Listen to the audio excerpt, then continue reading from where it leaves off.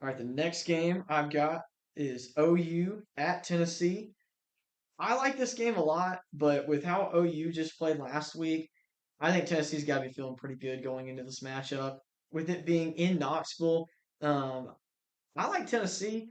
I've got them winning this game 37 to 28, two possession game. I don't know that it'll be exactly 9 points, but I feel like Tennessee will find a way to win this game by two possessions. So whether it's two touchdowns or a touchdown and a field goal, I'm kind of at that point with Tennessee. I feel like their offense has shown me everything I need to see. I love their offense. When they run the ball, they're gonna find the passing game. It's just a matter of if they can establish the run. That's the signature of the Josh Heupel offense. If they can establish the run and make you commit to the box and stop the run, it opens up this huge, huge and lethal passing game out wide that not many teams really present a threat near as big as Tennessee does.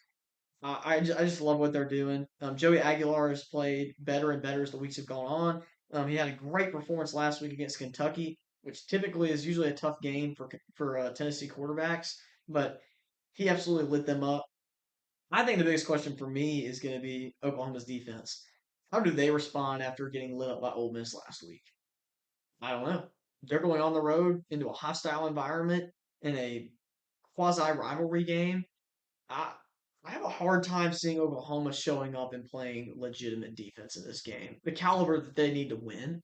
They may have some key interceptions or sacks in this game and keep it close, or at some point maybe even take a lead. But I genuinely don't think this team is consistent enough to go into Knoxville and pull out a win. They cannot run the ball, and they have shown that there are holes in this defense that can get exposed by legitimate passing offenses. I think that Tennessee will find those. They're more capable of hitting the big, big plays than Ole Miss was. Ole Miss will get the big chunk plays. Tennessee will take the top right off of your safeties. So if Oklahoma's not careful and they start overcommitting to the run, those safeties start to get down in the box, Tennessee's going to make you pay for it. So I would definitely be watching that. John Mateer's health is a huge question here. I'd be watching his health specifically. If he's not 100%, or if he goes down and Michael Hawkins enters this game, I'd probably just go ahead and call it there. Chalk it up as a Tennessee W. But I feel pretty good about the Vols getting a win here. I was a big believer in Oklahoma coming into this year, but that is no longer the case. I mean, they just haven't been able to run the ball with any consistency, and Mateer getting banged up has not helped whatsoever. I feel like they have a pretty well established ceiling, and that's not going to be one that gets them into the playoffs. They also, as I said, they don't have a great offense. Definitely not one that can compete with Tennessee or keep up with Tennessee at Neyland Stadium, especially.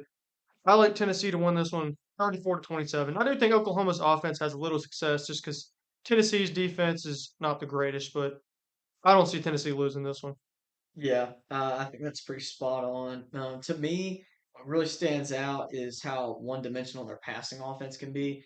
I felt like Isaiah Centegno was the only receiver on the field against Ole Miss. And I know they have Deion Burks, and he had a couple catches, but I felt like he was the only guy getting targeted the whole game. He's great. Ole Miss's DBs are not that great. Very opportunistic bunch for Ole Miss, so you don't really see them make a lot of plays on the ball.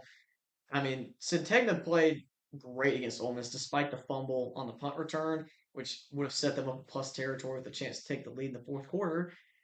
He was probably the only player on that team that really scared me last week.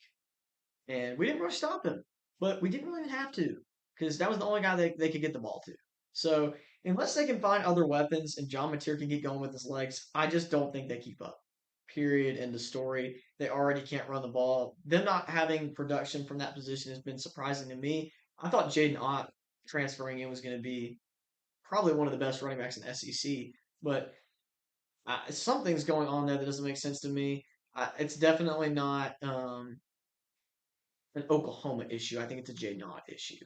Yeah, So I expected him to be a huge contributor this year, and that's one of the reasons why I was so high on them. But I don't know what's happened with that. He's done just absolutely nothing. I would think he probably has a hard reset next year with a different team. So we'll see where he ends up. But I think we're both pretty spot on this prediction, and I feel pretty good about Tennessee in this matchup.